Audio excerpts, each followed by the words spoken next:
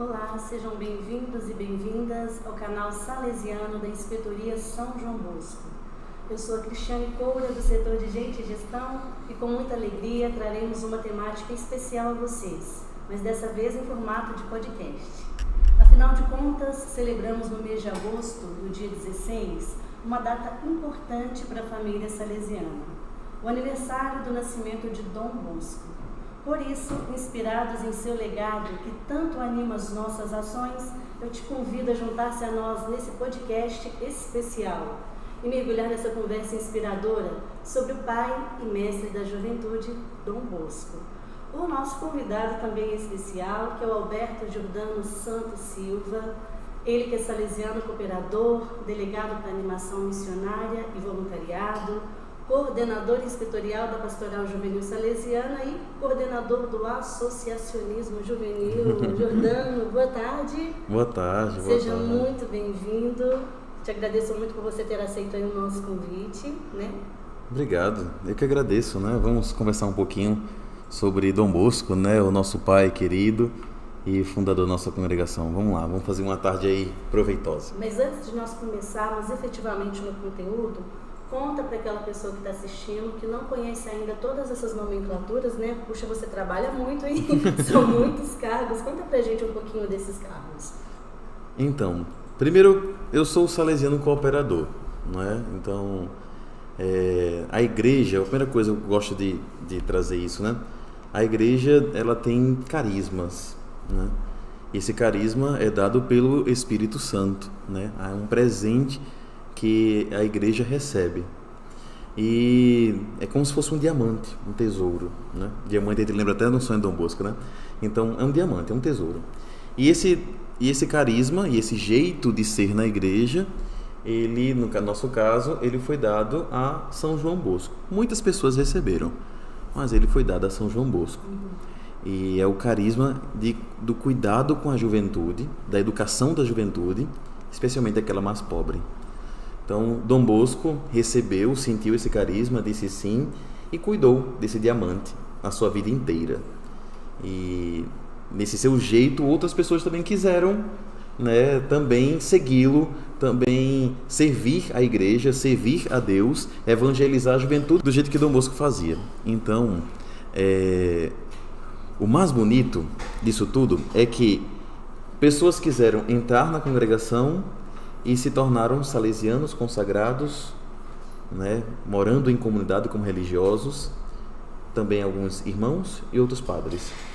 Mulheres também naquela época quiseram cuidar das meninas, então aí veio Madre Mazarella, né, e cuidou das meninas. Então mulheres que também se consagraram no cuidado da educação e evangelização das meninas.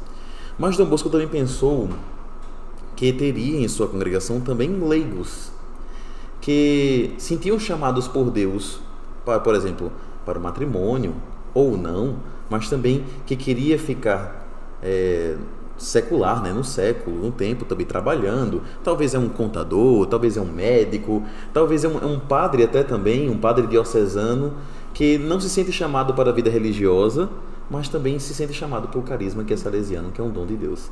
Aí esses, Dom Bosco fundou os salesianos cooperadores. É o que eu sou.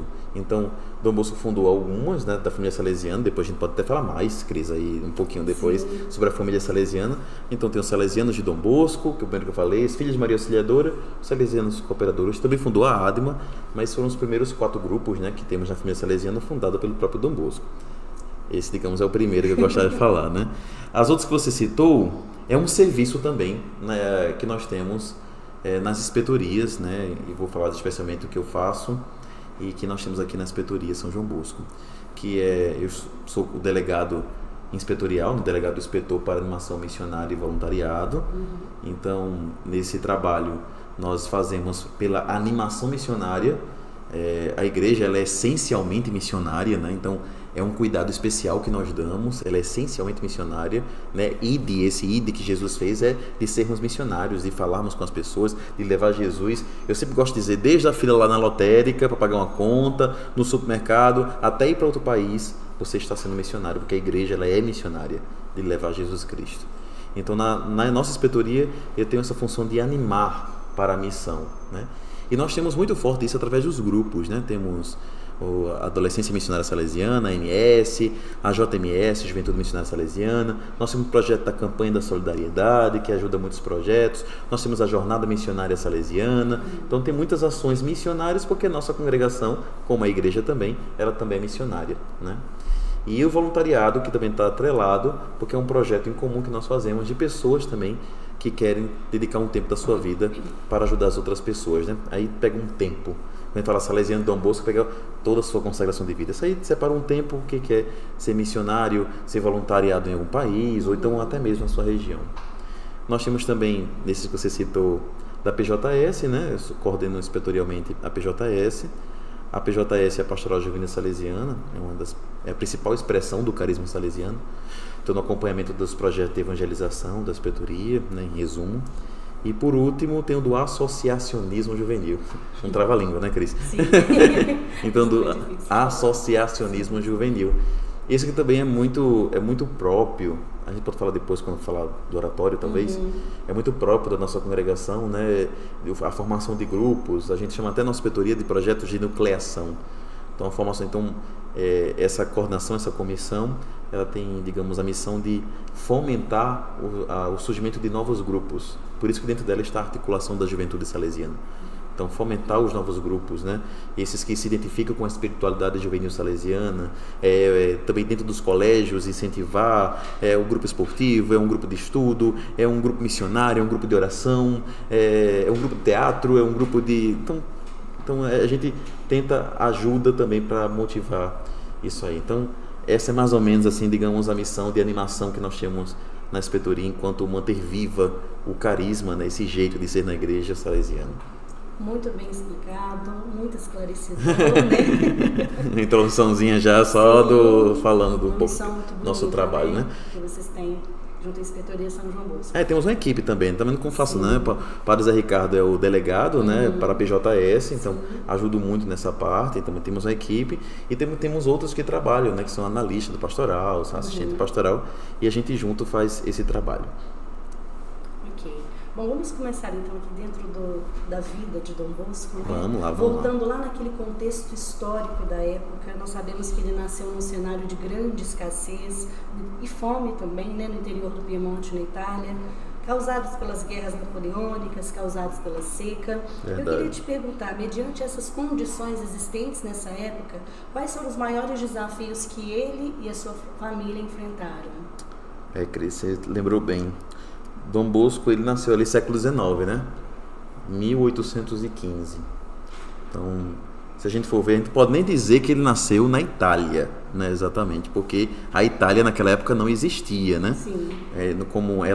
Como nós temos ela hoje, né? Então já existia um processo de unificação, mas enfim, não é esse o caso, né? Que nós vamos falar agora. Mas aquela é a época dessas guerras, como você citou, napoleônica. Então, vamos pensar um pouquinho aqui, né? O que a guerra causava nas regiões?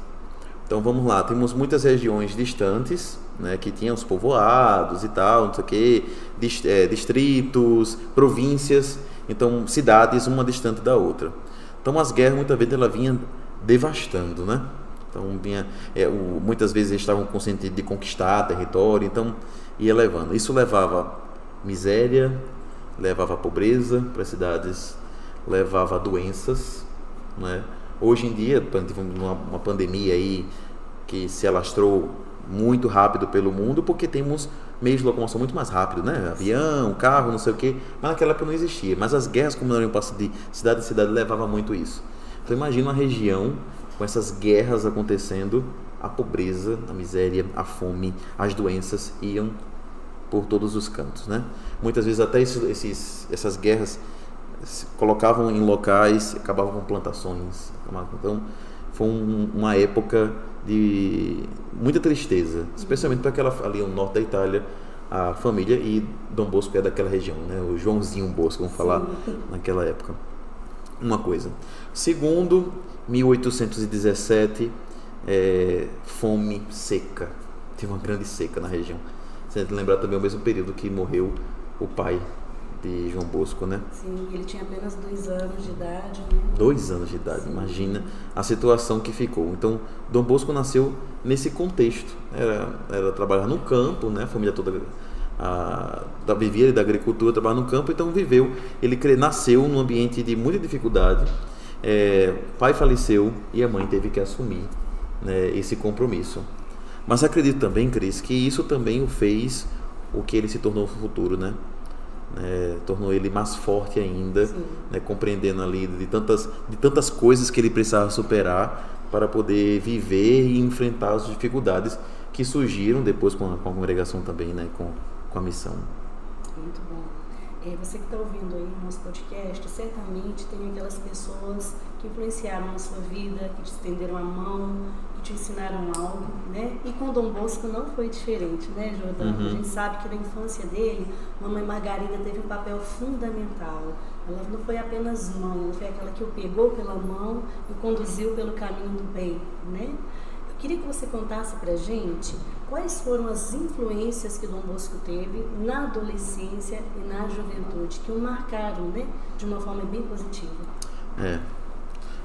Acredito que a primeira que a gente pode colocar é a mãe dele, né? Então, Mãe Margarida, como nós chamamos carinhosamente, né? Já sai até naturalmente, chama Mamãe Margarida, né? Margarida Oquiena, mãe de Dom Bosco, foi mãe, foi pai, né? Então ali na luta para criar aquelas três crianças, digamos assim, né? Aqueles 3 jovens.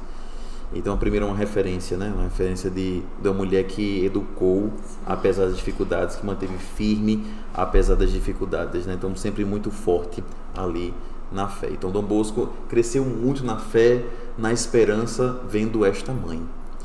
Depois nós temos também, nesse período, enquanto ele era criança, adolescente, ali, o Padre Calosso, né? Quem teve a oportunidade de assistir aquele filme, né, digamos o mais recente, 3h15, vai ver ainda o Padre Calosso ali ajudando e levando ele, porque ele vê naquele menino um menino inteligente, um menino que decorava de manhã, as missas geralmente eram de manhã, então ele decorava os sermões, né, para poder também interagir com outras crianças, então decorava com uma facilidade, uma memória muito boa.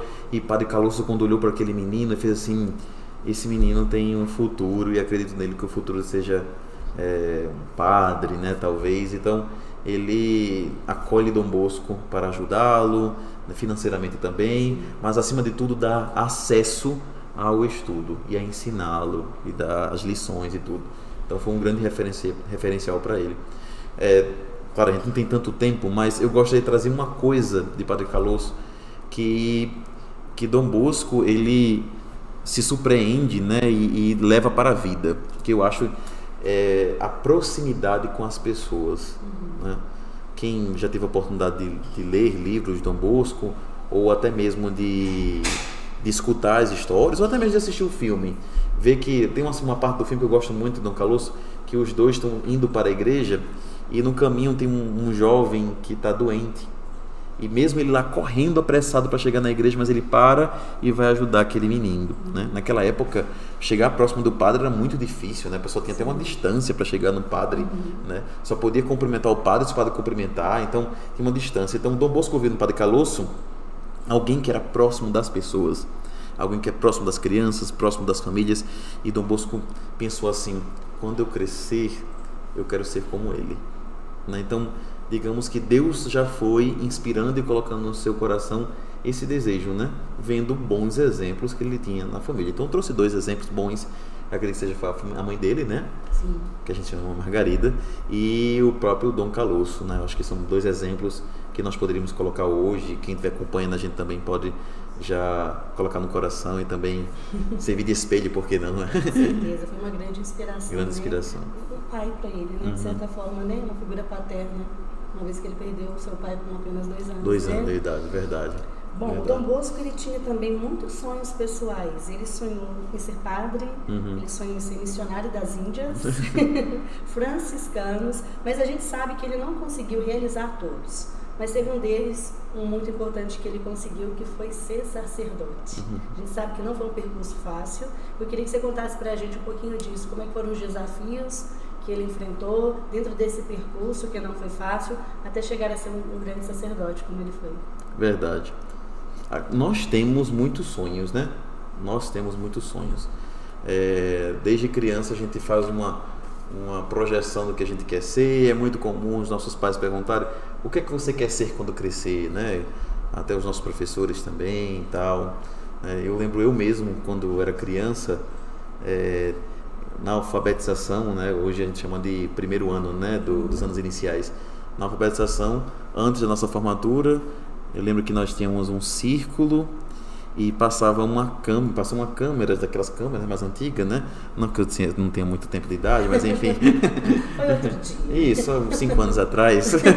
Então passou uma câmera perguntando a cada um o que é que queria ser quando crescer. Quando chegou para mim, perguntou: o que é que você quer ser quando crescer? Aí eu disse: eu quero ser piloto de avião. Olha só, ousado.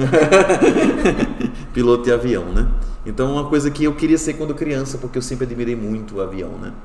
Depois disso, eu lembro que eu cresci um pouquinho, comecei a me admirar muito por carros. Eu pensei: então o que eu quero ser engenheiro mecânico, porque ele dá com carros. Então, são sonhos que a gente vai tendo a partir do que a gente vai se admirando, né? Se inspirando. Dom Bosco também teve muitos sonhos, né? Além desses sonhos pessoais, também sonhos que a gente pode trazer aqui um pouquinho já, né? Sim, sonhos que vão, sonhos proféticos, digamos assim, que podem nortear a sua vida. Mas também existe a realidade, né? Um pouco a realidade. Então, o Dom Bosco foi crescendo, teve esse sonho aí de se tornar sacerdote, teve outros sonhos também, como você citou aí, mas a realidade que ele tinha, ele foi vendo o que era o sonho dele e o que é que Deus queria para ele, né? Que era o carisma salesiano. E na vida, né, através da sua convivência, através da sua experiência, ele foi entendendo qual era o sonho de Deus para a sua vida. E que tantas coisas que ele foi se identificando, por exemplo, você falou de ser missionário. Nossa congregação é muito missionária. É a congregação que está em mais países do mundo, né? São 137, se eu não estou enganado, 137 países nós estamos. Uma congregação missionária, não dá para dizer que não é uma congregação missionária, né? E também, você falou do desejo também de se tornar um franciscano. Nosso carisma é ser portador do amor de Deus aos jovens, especialmente os mais pobres, né? Então não deixamos a missão, como São Francisco também teve e sonhou para a congregação dos franciscanos. A nossa missão é um compromisso com os mais necessitados, com os marginalizados, com os mais pobres, né? Então você vê que na vida de Dom Bosco os sonhos foram concretizados mesmo, né? E na nossa vida isso também acontece, né? É a realidade, é o projeto de Deus para a nossa vida, e a gente entender o que é que Deus quer realmente e conseguir conciliar isso, e somos aí, conseguiremos ser verdadeiramente felizes, né? E eu acredito que Dom Bosco foi, né? Até os seus 72 anos de idade. Tanto que o seu legado se perpetua até hoje. Sim, até hoje. E falando de sonhos, esse ano nós celebramos os 200 anos de um dos sonhos mais importantes de Dom Bosco. Conta pra gente, eu sei que você que está assistindo já sabe qual que é. Conta pra gente qual que é esse sonho e qual a importância dele, né? Qual a representatividade dele para a família salesiana. Esse ano nós estamos nessa celebração do bicentenário do sonho dos 9 anos, né? É um sonho que norteou toda a vida de Dom Bosco, né? Acredito que todos já conhecem, mas aqui a gente pode destacar algumas coisas. Até Dom Bosco mesmo demorou a compreendê-lo, né? Sim. Ele tem um sonho, ele já corre para a mãe, para a avó, para o irmão, e cada um deu um palpite aí dos seus... Várias interpretações. E conta-se que Dom Bosco, um ano antes do seu falecimento, né, 1887, em maio, na sua última missa que ele conseguiu celebrar ali no altar de Nossa Senhora, na Igreja do Sagrado Coração, ele chorou várias vezes, né? Ele parou a celebração chorando várias vezes, e isso chamou a atenção de todos.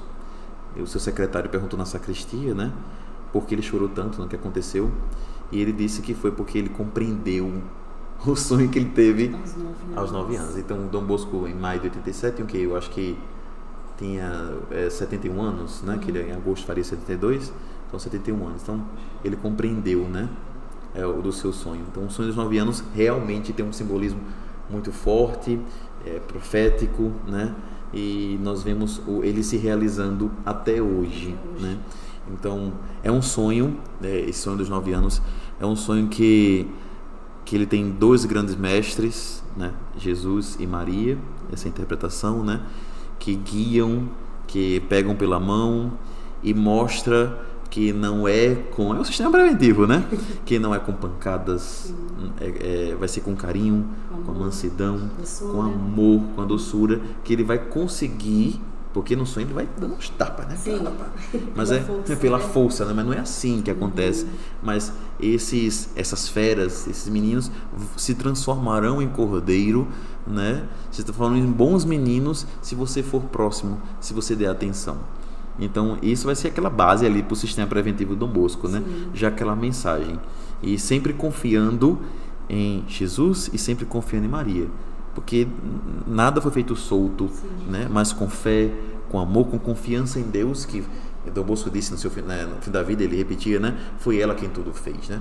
Foi ela quem tudo fez na sua obra. Então sempre com confiança em Deus e com a sua fé e com a sua coragem, ele conseguiu fazer tudo isso acontecer, né? Através de uma prevenção, através da proximidade, através da integralidade dos jovens, de amá-los individualmente, de saber as suas necessidades, de tirá-los da margem, tirá-los da rua e trazer para junto, para poder instruí-los, para poder que eles tenham sentido para a sua vida, e ou eles permanecem ou então eles voltam para a sociedade também, né? Então o sonho dos 9 anos vem trazer muito isso, né? Eu acho que quem teve a oportunidade de ler a estreia do Reitor Mó, né, seria excelente para compreender essa missão, né? O padre, agora cardeal Anjo, ele trouxe isso para a gente, né? Quando a gente vê a missão de Dom Bosco e todas as obras que ele foi erguendo, construindo, que até hoje nós, enquanto família salesiana, podemos desfrutar e vivenciar, queria que você nos contasse, na sua opinião, qual foi o maior desafio que Dom Bosco enfrentou na sua vida? Dom Bosco, ele enfrentou muitos desafios, né? Isso é verdade, isso é fato. Até porque acredito que todos nós enfrentamos desafios, né, na vida. E uma pessoa que... a gente pode trazer vários, mas uma pessoa, vamos imaginar assim, uma pessoa que naquela época, período de unificação da Itália, período de revoluções, onde as pessoas queriam...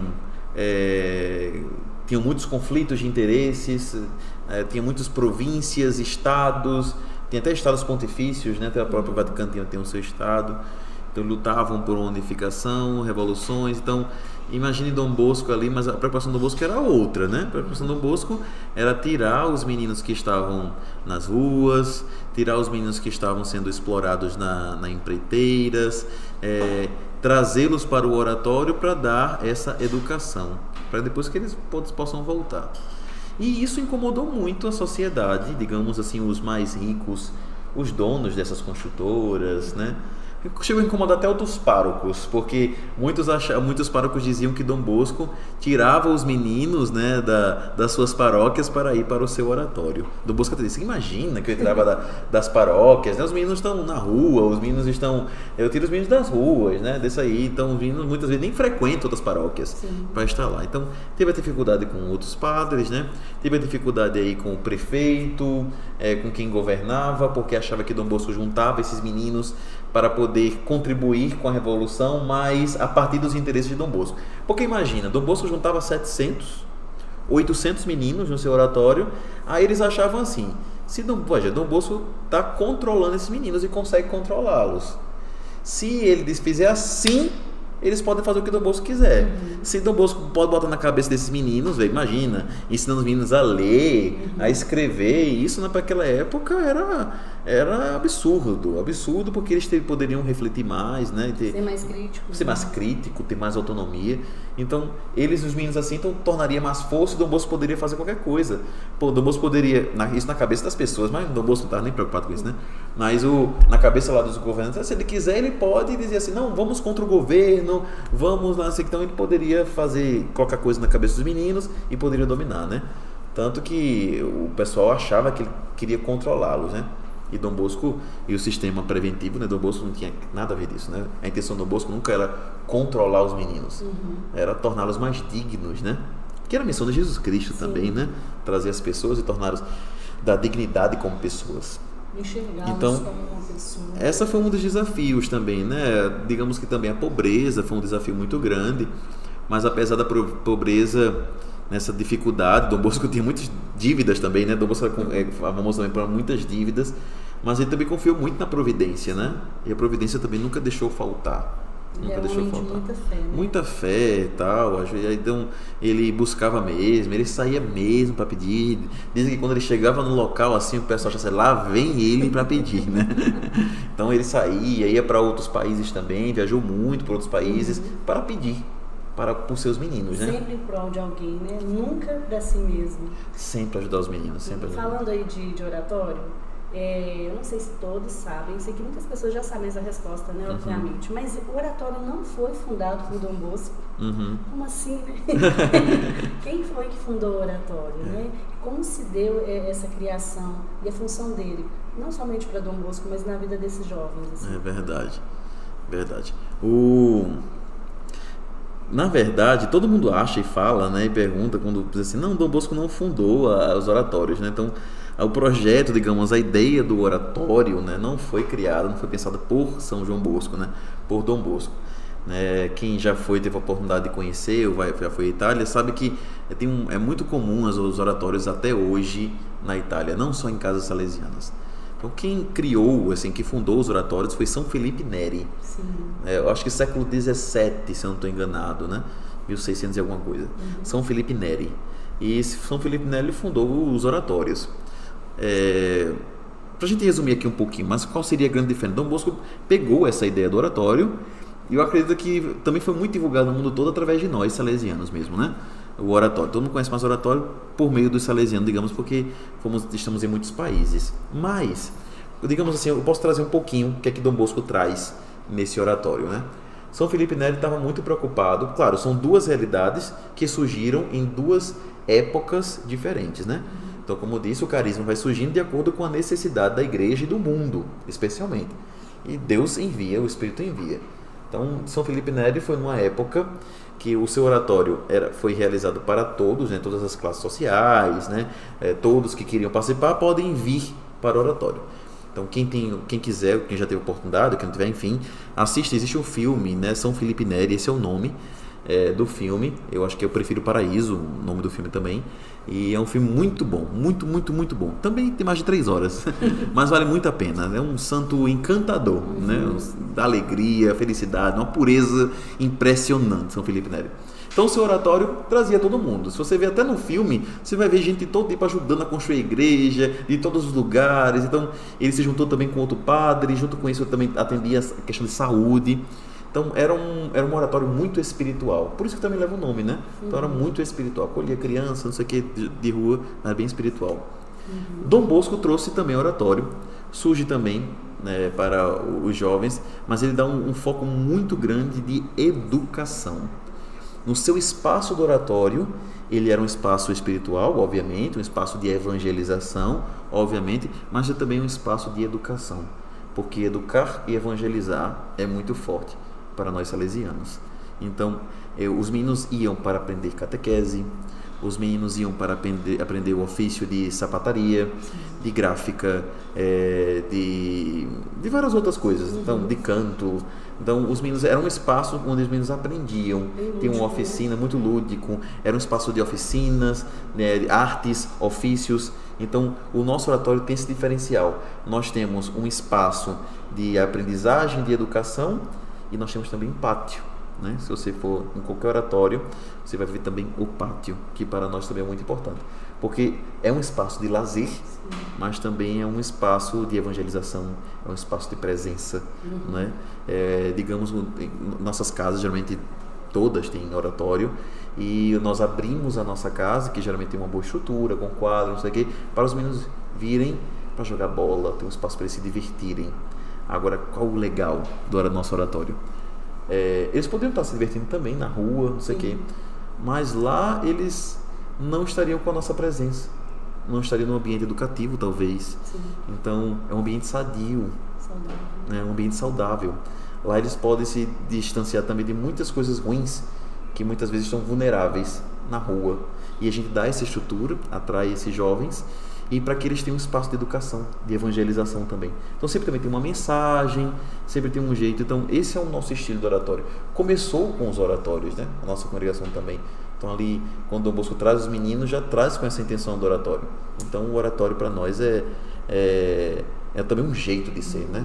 A gente incentiva muito para que também nossos colégios, né, CESAM, Centro Juvenil, enfim, também sejam um espaço oratoriano.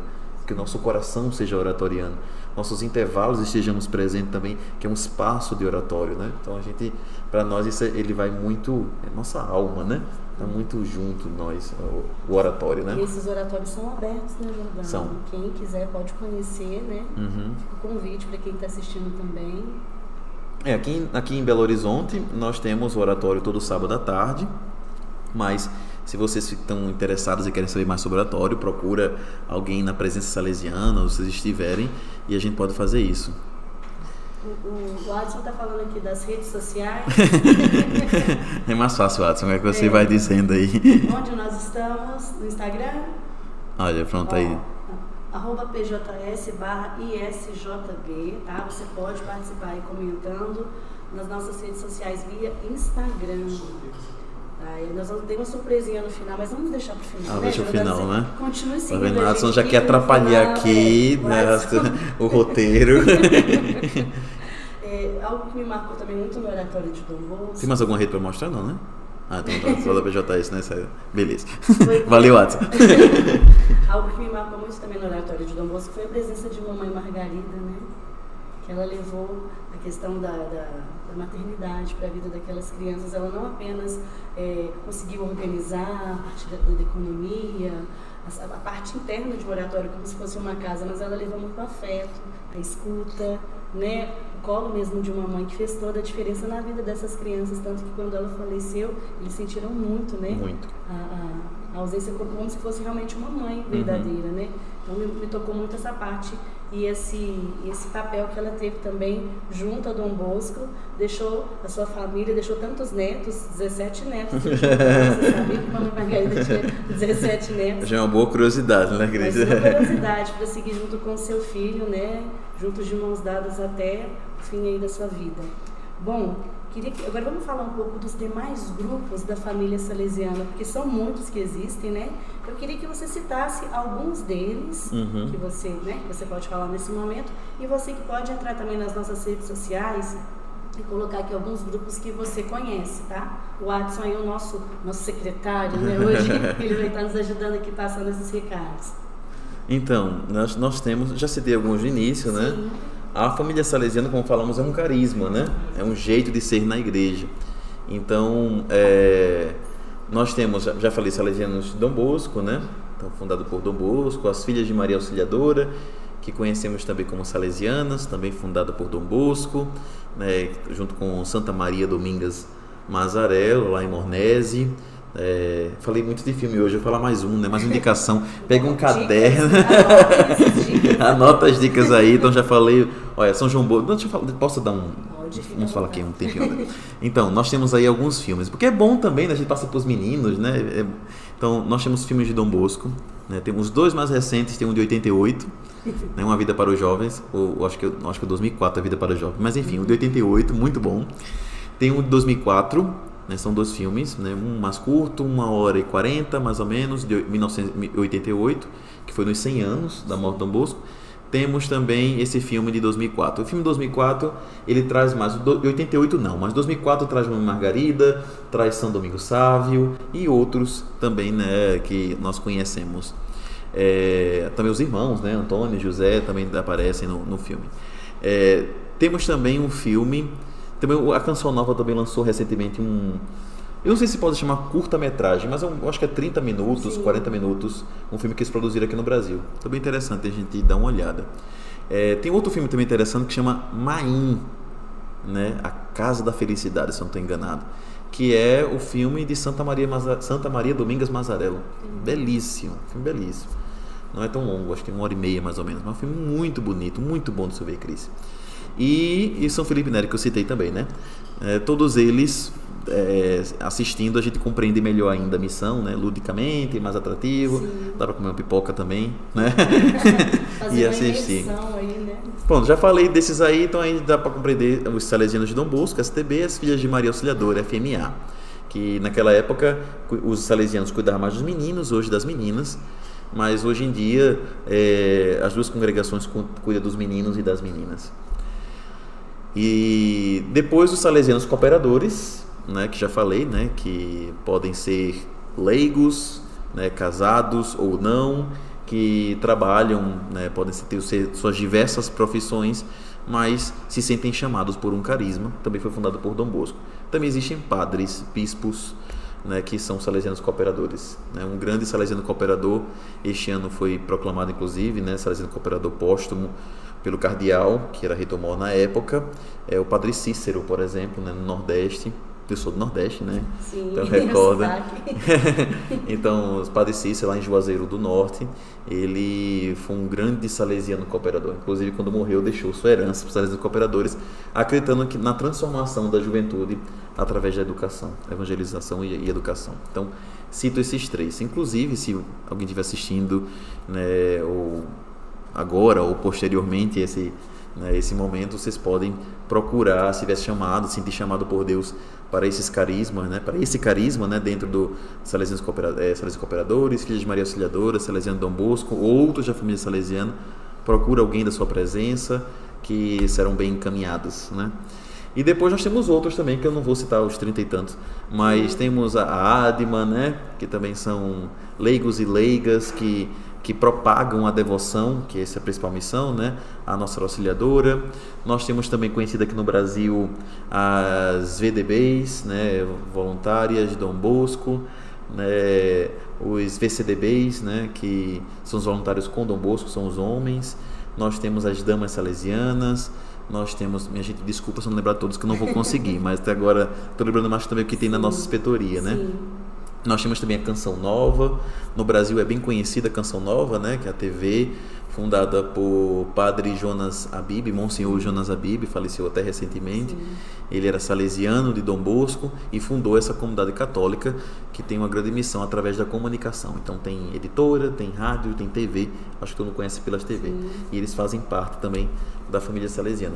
E entre tantos outros grupos, né, que nós temos. Então, todos esses, de alguma forma, de alguma época, tem essa missão da educação dos jovens, né? E através da devoção a Maria Auxiliadora dos cristãos, não é? A São Francisco de Sales, né? O nosso patrono, enfim. Então, o grupo é grande, a família é imensa. Se tiver faltado algum, você pode colocar aí nas nossas redes sociais, tá? Mas caminhando um pouquinho agora para beatificação e canonização de Dom Bosco, eu queria que você contasse para a gente, Jordano, como que a espiritualidade de Dom Bosco se manifesta no trabalho dos salesianos hoje e de que forma que você vê isso acontecendo? Então, o nosso trabalho, a nossa espiritualidade, né, salesiana, ela é muito forte através da formação integral, né? Gosto sempre de recordar que quando Dom Bosco tinha uma preocupação de salvar os jovens, claro, né, nós somos católicos, né, uma instituição confessional católica, nós estamos também preocupados em salvar a alma.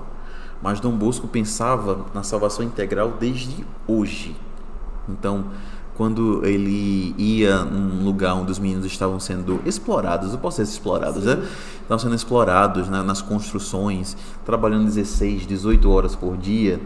Então, Dom Bosco tirava aquele menino dali, né, dizia, olha, vamos lá que lá tem comida, tem pão para vocês. Sim. E ali já começava a salvação daquele jovem.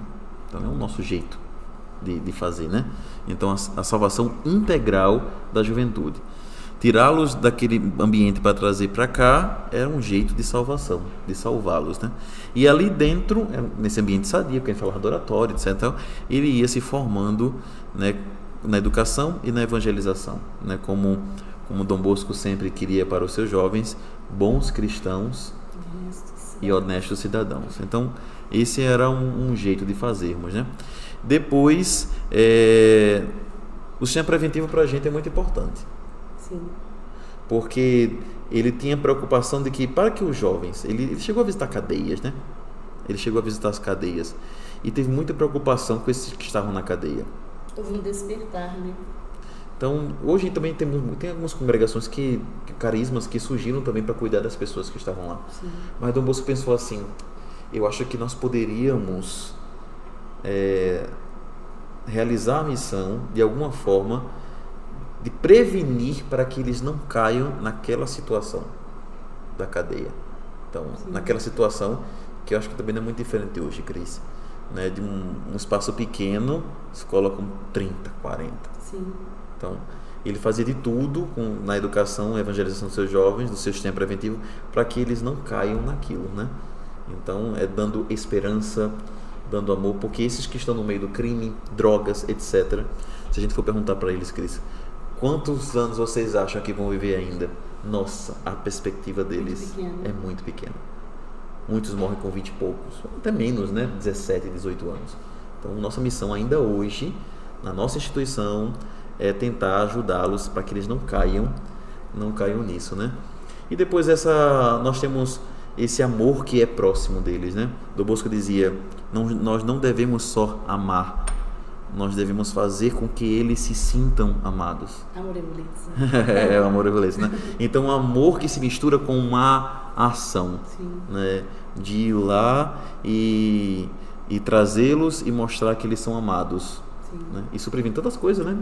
Inclusive, mês de setembro, a gente está falando sobre o Setembro Amarelo, né? Suicídio. Sim. E tal. Quando as pessoas se sentem amadas, se sentem queridas, valorizadas, né? Que tem um espaço para ela na vida, na sociedade, que vale a pena viver. Então, nós temos isso, né? A Rede Salesiana no Brasil usou muito tempo um slogan, né? Entusiasmo diante da vida. Então, é algo muito próprio nosso. Não sei se te responde mais alguma coisa que a gente vai... Falou perfeitamente. Você citou sobre Maria Auxiliadora. Eu queria que você contasse um pouquinho de que maneira Dom Bosco promoveu a devoção a ela. Como que isso se deu? Nós temos 2 exemplos claríssimos, né? Claríssimos da devoção. Vou citar os 2 e depois a gente vê um pouco quem era Dom Bosco, né? Primeiro, Dom Bosco tinha tanta devoção a Nossa Senhora Auxiliadora, né? Maria Auxiliadora, porque ele acreditava realmente que foi ela que tudo fez. E ele dizia, ela caminha nesta casa, Maria caminha nesta casa, né? Tem um dos sonhos dele, né? Que ele sonha que tem uma faixa, né, na igreja que é assim, Ic domus mea, inde gloria mea, esta é a minha casa, daqui sairá a minha glória.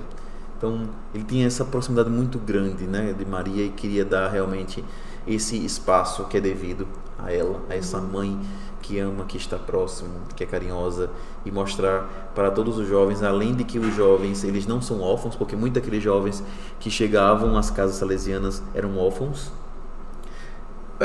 porque realmente os pais já tinham morrido, mas também eram órfãos porque muitos saíam do interior.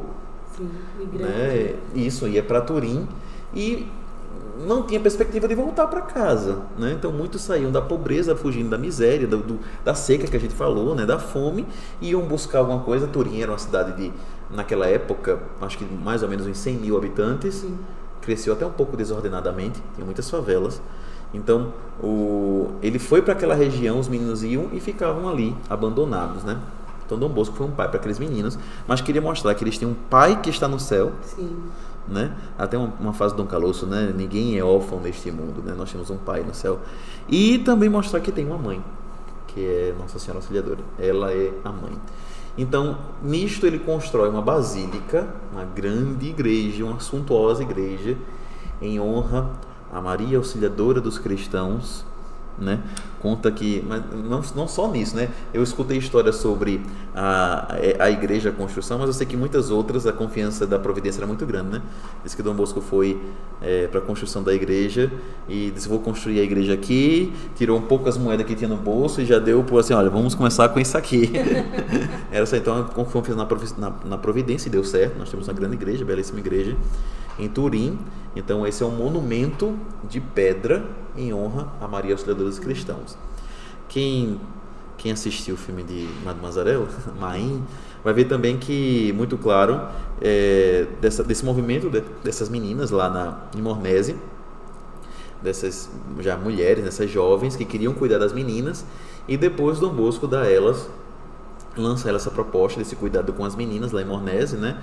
Com a estrutura, com a escola, e elas acolhem tudo, e ele diz a elas, né, essas que se tornaram as filhas de Maria Auxiliadora, que ele já tinha um monumento de pedra em homenagem à Nossa Auxiliadora, e que elas seriam um monumento vivo em honra a Maria Auxiliadora. Belíssimo, né? Sim. Então, isso é Dom Bosco. Então, essas duas coisas que eu ia citar são, digamos, expressivamente o que a gente vê dessa devoção de Dom Bosco, né? A Basílica, a casa de Deus, onde o povo reza e pede a intercessão de Maria Auxiliadora, né? Onde o povo lá vai para encontrar-se com Deus, e também esse monumento vivo, que são as filhas de Maria Auxiliadora. E depois, toda a sua vida, nós vamos ver, lendo livro, né, as histórias de Dom Bosco, né, e imagina a memória que ele mesmo escreveu, nós vemos que ele vai sempre entregando a confiança a esta mãe, né? Nós não somos órfãos, temos um pai e uma mãe que está no céu, né? Muito lindo, né? Perfeito, fantástico. Agora, falar um pouco dos salesianos, né? A gente sabe que eles têm uma abrangência muito grande, não somente no Brasil, mas no mundo. Eu queria que você contasse um pouquinho para a gente sobre isso. Então, os salesianos, nós estamos, como a gente já citou, né, que nós estamos aí no mundo inteiro, né? Sim. Em vários países, né? Em vários continentes também. Nós temos esse carisma com a juventude. Se formos ver, nós temos muitas obras. Muitas obras. Não existe uma norma exata, Cris, dizendo assim, os salesianos vão trabalhar com colégio. Todos os lugares que eles forem, tem que ter colégio. Se tivesse, então tem um bocado de lugar que não está dando certo, né? Então, ou então o salesiano tem que trabalhar com paróquia. Os salesianos tem que ter centro juvenil, tem que ter Cezanne, tem. Nós temos muitas obras pelo mundo, muitas, a gente pode elencar várias. Eu elenquei algumas agora. Nós temos colégio, nós temos Cezanne, temos centro juvenil. Essas obras, a gente não vai pensando a obra em si, nós vamos pensando que a nossa missão, segundo o artigo 2 das Constituições nossas, diz que nós devemos ser, e também a missão da Inspetoria São João Bosco, né? Quem for lá ver missão, visão e valores, você vai ver na missão, está lá, sermos portadores do amor de Deus aos jovens, especialmente os mais pobres. Então nós, quando vamos em missão, vamos em lugar, nós queremos ser portadores do amor de Deus aos jovens, especialmente aqueles que são mais pobres. Lá vamos ver a necessidade. Pode ser que quando a gente chegue lá, a nossa missão seja num centro juvenil, como aqui em Belo Horizonte, ali no Madre Gertrudes, né, próximo àquela comunidade do Cabana. Pode ser lá em Campos do Goitacazes, margem da linha, entendeu? Pode ser lá em Niterói, temos centro juvenil também. Mas colégios também. Os jovens estão no colégio? Então, os jovens estão no colégio, então a gente está lá também, né? Então, nós temos aí paróquia em vários lugares. Nós temos paróquia em Palmas, temos paróquia em Goiânia, duas em Goiânia, duas em Brasília, temos paróquia aqui, temos paróquia em São João del Rei, enfim, temos várias paróquias. Os jovens estão lá, nós estaremos juntos. E lá teremos a missão de educar e evangelizar os jovens também. Então, nós temos lugar, por exemplo, vamos citar um pouco mais diferente, digamos assim. Nós temos missão em São Paulo, Itaquera, uma escola de samba. Olha que legal. Uma escola de samba. Os jovens gostam também. Eles estão lá. Então a gente vai estar no meio também, entendeu? Se divertindo, estando no meio. Dom Bosco dizia, nós devemos gostar do que os jovens gostam para que eles possam gostar do que a gente gosta, né? Então veja a evangelização educando aí no meio, né? Nós também, vou citar uma outra missão nossa também. Nós, na região norte do Brasil, como delegado da Animação Missionária, eu tive a oportunidade de conhecer alguns outros delegados. Conheci o delegado para a Animação Missionária da Inspetoria de Manaus, né, o Padre Wellington, e ele mora em Iauareté, que fica bem distante. Você vai pegar um mapa com ele mesmo, lá na goela do cachorro, assim, lá na divisa com a Colômbia, se eu não estou enganado, e nós estamos lá, Cris, há mais de 100 anos com os indígenas, trabalhando com os indígenas. Lá tem jovem? Tem, né? Eles precisam, né? São aqueles mais pobres, aqueles que precisam de atenção, a gente vai estar no meio. Então, essa é a nossa missão. Acredito que está em casa, trabalhando, enfim, acompanhando a gente online, deve também conhecer outras, né, Cris? Sim, aí pode aproveitar aí as redes sociais O Alisson vai colocar aí de novo na tela, o nosso endereço no Instagram, e você pode comentar quais são as outras obras que você conhece, seja no Brasil ou no mundo, que ainda não foram citadas. São muitas, né, Jordano? São muitas. Agora a gente vai para um momento de curiosidades, né? Eu já comecei abrindo aqui. As congregações, elas são conhecidas por ter o nome dos seus fundadores. Por exemplo, franciscanos, clarissas, lassalistas, dentre outros. Queria saber por que a nossa não recebeu o nome de Boscolista. Porque somos salesianos. Por que esse nome? Boa, Cris, boa. Então, de fato, né, São Francisco teve aí a sua missão, né, e muitos seguiram esse carisma, né, e aí depois surgiu, o nome levou franciscanos. São Bento beneditinos, Clarissas, né, Santa Clara. Nós podemos ter muitos nomes, né? Nós não temos o nome que leva o nome de João Bosco, sim, Joanino, nem de Bosco, Bosquiano, sim, né? Bosquiano. Não, né? Bosconino, senão nós não temos. O nosso carisma tem inspiração em São Francisco de Sales, né? Então, São Francisco de Sales, ele é o nosso patrono.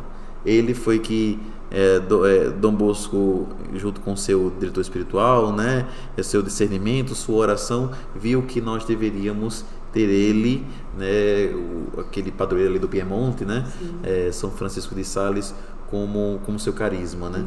É um carisma que é muito forte de São Francisco de Sales, da mansidão, do amor, da gentileza, daquela proximidade, né? São Francisco de Sales tinha muito esse negócio, não com força, né? A gente não vai conquistar as coisas pela força, mas pelo amor. Então, para nós, São Francisco de Sales é uma inspiração. Ele é o nosso patrono, é aquele que nós vamos olhar e termos como inspiração, e é aquele que Dom Bosco deixou, e ele perdura até hoje, né? Porque realmente nós bebemos dessa fonte que é de São Francisco de Sales, né? Um santo, a gente não temos muito tempo para poder falar muito sobre São Francisco de Sales, sim, mas o que eu posso destacar dele, além do que eu destaquei, era um santo muito, muito firme, muito forte na fé. É aquele que não ficava nos seus muros do seu palácio episcopal. Ele saía, ele fazia visitas pastorais, e se destaca muito isso na vida de São Francisco de Sales. Ele saía e fazia visita pastoral. E é na visita pastoral que a gente destaca proximidade com as pessoas. Entendeu? Então, não dava, mesmo Dom Bosco falecendo, não tinha sentido da gente tirar o nome de salesianos, sim, e colocar o nome bosquianos, por exemplo. Não tinha sentido. Realmente é um carisma dado a Dom Bosco, ele é o nosso fundador, mas que temos como inspiração, como patrono, né, como exemplo, São Francisco de Sales. E por isso, salesianos, né? Sales, salesiano. Muito bacana, faz todo sentido. Faz, com certeza. Tem uma outra pergunta para você que está assistindo, vamos ver se eles vão saber. Eita. Por que a inspetoria recebeu esse nome, inspetoria? Né? A gente sabe que as outras congregações, muitas são conhecidas como províncias. Porque nós somos inspetoria. Nós somos diferentes, né? Coloca aí, gente, nas redes sociais, no nosso chat, por quê? Não sei se alguém vai acertar, hein? Vamos dar um tempinho? Quem acertar merece até um prêmio, Jordano. Vai liberar mais um livro aí. Conta pra gente, Jordano. A gente sempre traz um pouquinho que nós não podemos separar o santo da história da sua época, né? Sim. Então, o santo é o santo por causa de sua época. Ele se tornou santo também por causa do seu ambiente. São João Bosco, em sua época, né, no século XIX, já falei, né? Nós já conhecemos e citamos essa questão dos problemas que aquela região onde hoje se compreende a Itália estava enfrentando, né, com a dissolução das congregações religiosas.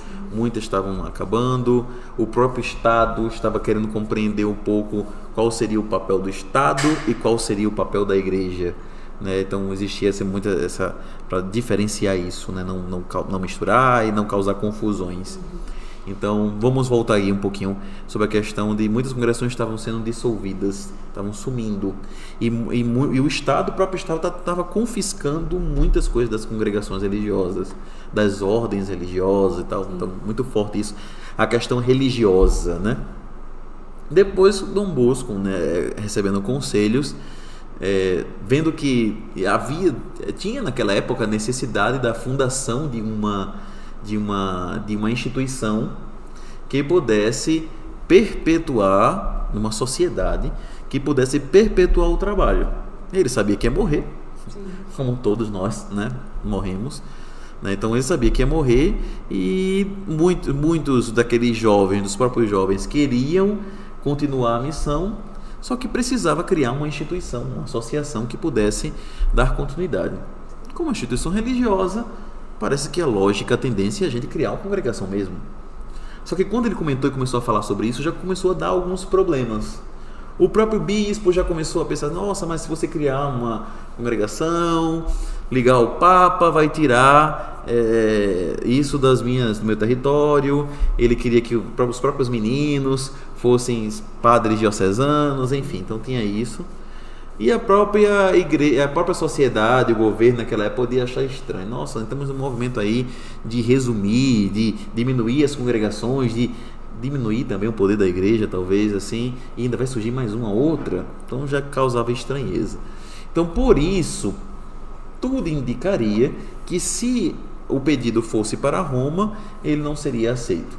Porque o movimento que estava acontecendo é um movimento contrário. Não era de criação, mas de resumir o número de congregações, de ordens, enfim, que nós tínhamos no mundo.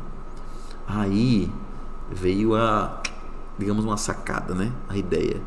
Então nós não vamos fundar uma instituição, uma sociedade, uma congregação que tivesse só no seu regulamento, digamos, o poder, uma linha, né, religiosa, mas nós vamos ter dois status, o civil e o religioso.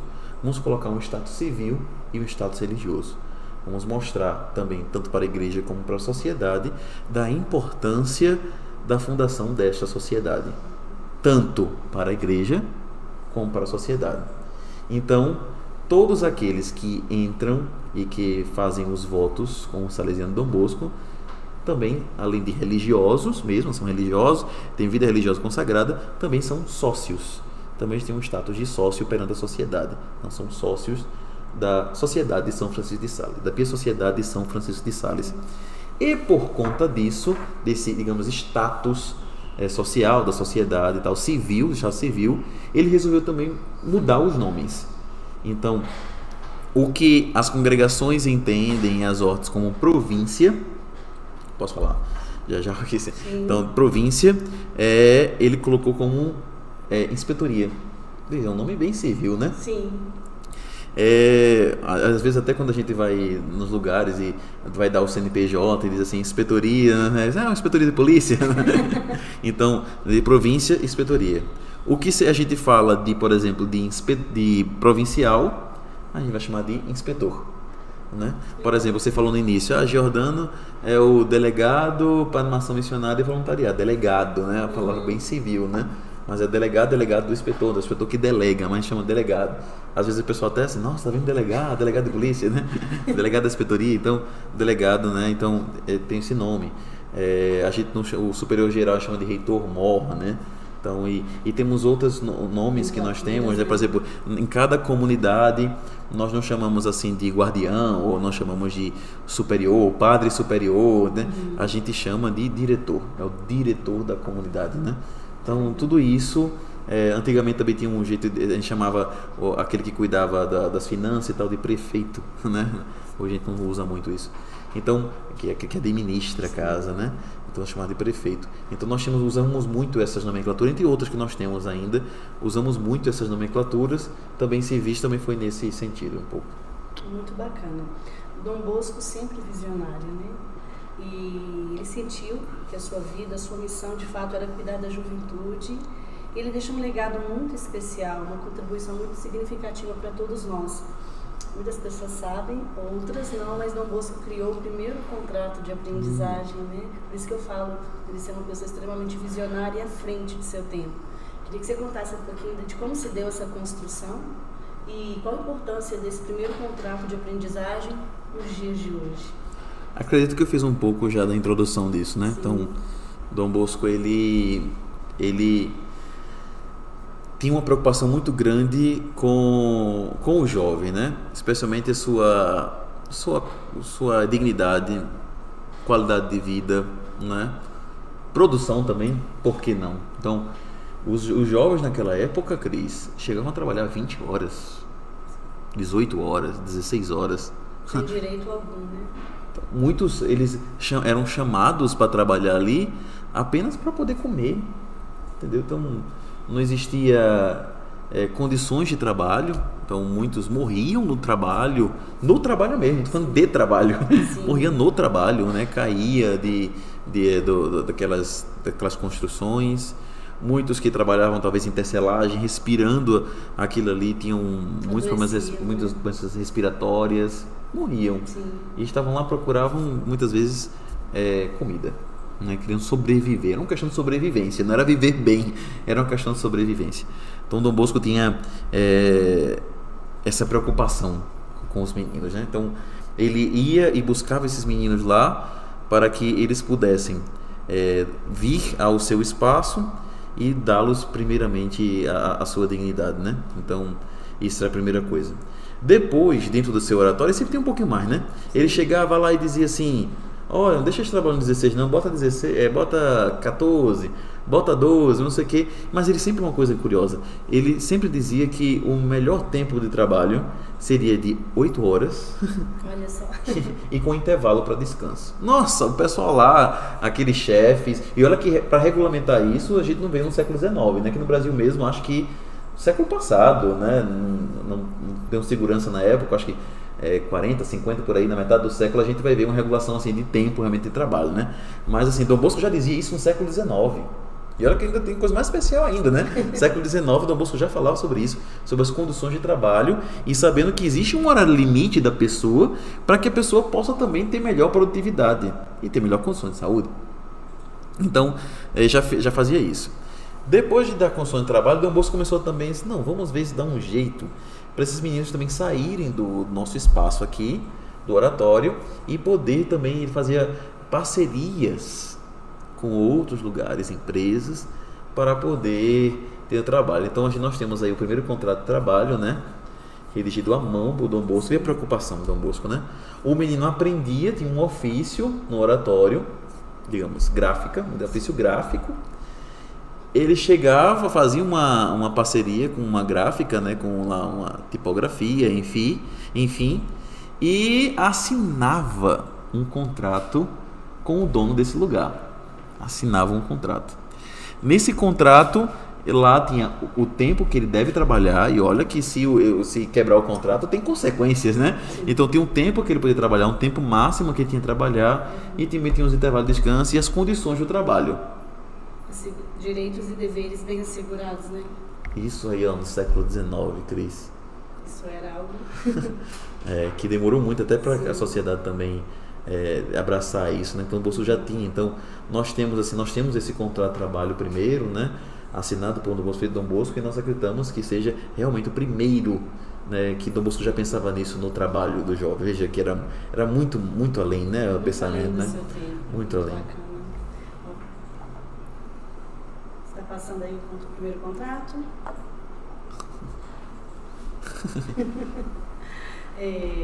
Bom, talvez Dom Bosco ele não conseguia ser o missionário que ele sonhou, né, viajando para terras distantes, mas ele pôde enviar muitos missionários pelo mundo. Inclusive, o primeiro país que eles pisaram foi no Brasil. Uhum. E no próximo ano, em 2025, nós comemoramos os 150 anos da primeira expedição missionária. Eu queria que você contasse para a gente, Jordão, sobre essa primeira expedição e algumas curiosidades da época. Então, em 11 de novembro de 1875, Dom Bosco envia a primeira expedição missionária, né? Nós temos o ano que vem, nós vamos celebrar 150 anos do envio da primeira expedição missionária. Não foram 150, foram até mais, né? Porque teve anos que foram mais de uma. Mas são 150 anos da primeira expedição missionária, né? Aquela que Dom Bosco enviou vários dos seus salesianos, e olha que não eram muitos salesianos para sair em missão, mas Dom Bosco, mesmo na pobreza, não é porque estava sobrando salesiano que ele fundava, ele confiava na providência. Então, mesmo na pobreza das pessoas, né, assim, tanto de condição financeira também de vocações, ele enviava em missão. Então, Dom Bosco teve um sonho, sempre um sonho norteano aí, né? E sabia que deveria enviar, que Deus queria que enviasse missionários para a América, para cá. Então vocês devem estar aparecendo, não é isso, na tela de vocês, imagens aí, algumas fotos que retratam e falam dessa primeira expedição missionária. Então, já tinham pedido, né, até na foto que vocês viram no início aí, mostra o cônsul da Argentina, né? E já tinha pedido da Argentina para que fosse enviado os primeiros missionários. Então, vieram para a América. Então, naquela época não existia avião, Cristo. Então, não foi tão rápido, né? Então, vieram embarcações e chegaram. E o primeiro lugar que eles pisaram, como você comentou, foi aqui no Brasil, né? Mas foi apenas 2 dias. Sim. Foi uma passagem rápida, né? No Rio. Eles pararam no Rio e depois foram para Buenos Aires para dar continuidade à missão. Então, na Argentina, eles começaram essa obra, né? E se a gente for ver um pouco da história, vamos dizer que se aproxima muito. Não, essa aí foi só um pontapé aqui, mas vocês vão ver que 2 anos depois já tem fundação aqui, ali, em outros países, né? Por exemplo, o ano que vem faz 150 anos da primeira expedição missionária, mas o ano passado celebramos 140 anos da primeira casa salesiana aqui no Brasil, né? Veja a diferença aí. É pouca, né? Sim. Então já foram fundando em outros lugares e eles foi expandindo, e aí em poucos anos nós já tínhamos a presença salesiana na América, né? E também pela ajuda que vinham muitos missionários em outras expedições missionárias que vinham lá da Europa. Eu vou trazer um fato, uma curiosidade disso também, né? A missão é você deixar seu conforto, sair de si para chegar em outros lugares. Muitas vezes que você não sabe onde vai chegar, mas sua missão é aquilo que Deus está colocando, né? De levá-lo, de levar a sua palavra, a sua missão, das pessoas, através do carisma salesiano. Mas eu lembro que teve um que estava muito cansado, que não estava sendo fácil, porque enfrentaram muitas dificuldades. Se a gente for ver a história, até alguns morreram, sim, muitos jovens, né? 19, sim, muitos jovens mesmo, tanto salesianos como salesianas também se desenvolveram na história, que chegaram no lugar, adaptação, clima, alimentação, doenças, também então, aconteceram muito isso. Então foi muito difícil. A gente vê também até no necrológico, né, quando eu participo das celebrações, todos os dias nós rezamos pelos salesianos falecidos, e a gente vê alguns que morreram tão jovens, né, especialmente em 1900, né, 1890, nessa época também das primeiras expedições. Mas era um momento muito difícil. Aí foi dizer para Dom Bosco, né, nossa, Dom Bosco, muito difícil, né, não está sendo fácil, não sei o quê. Aí Dom Bosco disse, eu nunca disse que seria fácil, mas que valeria a pena, né? Então é outra frase tão forte do Dom Bosco, sim, que nos mostra assim, até para nossa vida dia a dia mesmo, né? Não existe nada muito fácil assim, entendeu? A missão mesmo, ela não é fácil, né? Jesus disse, quem quiser me seguir, tome a sua cruz. Ele disse assim, quem quiser me seguir vai ser maravilhoso, vai ser só rosa, né? Muita diversão. Não, quem quiser me seguir, tome a sua cruz e me siga. Então, o ser missionário disso aí também teve muitas dificuldades. Você imagina também aquele período todo no mar, viajando, né? Distante da família. Isso, eu até comentar agora. Imagina que quando ele saía lá da sua família, qual a perspectiva dele voltar? Sim. Não é um mês depois, ele estaria com a família dele. Sim. Possivelmente, muitos deles que iam em missão não retornavam mais. Então tinha até porque questão financeira e tudo, de período de tempo, né? Então ele nunca disse que seria fácil, mas que valeria a pena. E foi através da missão, do sacrifício, da vida doada desses missionários que nós temos aí, né, espalhando pelo mundo inteiro a missão de evangelização, né, da juventude, especialmente aquela que é mais pobre. Bom, nós já estamos caminhando aqui para o fechamento do nosso podcast. Eu já vou caminhar aqui para o encerramento, já agradecendo a vocês que nos acompanharam até agora, para vocês que gostaram desse podcast. Por favor, compartilhem com seus contatos, faça com que essa mensagem chegue a outras pessoas. Deixe também o seu like aqui no nosso canal e saiba que vocês sempre são muito bem-vindos. E a você, Jordão, muito obrigada pela Nossa, partilha. deu certo, não foi? Graças a Deus. Deu tudo certo, já tem um tempinho que a gente Já, queria, é verdade. né, contar muito com a sua presença, mas valeu a pena, né, gente? Foi maravilhoso, um momento de aprendizado rico. Então, muita gratidão pela sua generosidade, pela sua partilha e pelo trabalho tão importante que você faz conosco aqui na Inspetoria São João Bosco. Amém. Então, sorteio, eu gostaria, além de agradecer, Cris, né, esse momento importante para mim. Falar de Dom Bosco é uma alegria, porque eu cresci numa paróquia salesiana, em Jaboatão dos Guararapes, né? E entrei com 15 anos no aspirantado salesiano, então eu digo muito que os salesianos também me criaram, né? E não foi difícil amar Dom Bosco e amar esse carisma.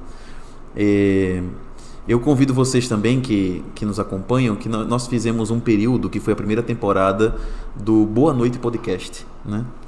E nós encerramos a primeira temporada, né? Foram 100 episódios e já em breve iremos divulgar, nós vamos lançar a segunda temporada do Boa Noite Podcast e ele deve vir nesse formato aqui de conversa, né? Não será todos os dias, né? Porque também demanda muita estrutura, também tudo, né? Mas nós acreditamos, nós queremos, o nosso sonho é lançar uma vez por semana um bate-papo desse também com temas diversos, né? Nós temos muitos temas, no próximo mês temos aí o tema missionário, entre outros. Eu gostaria de convidar já vocês e já ficar nessa expectativa, na espera.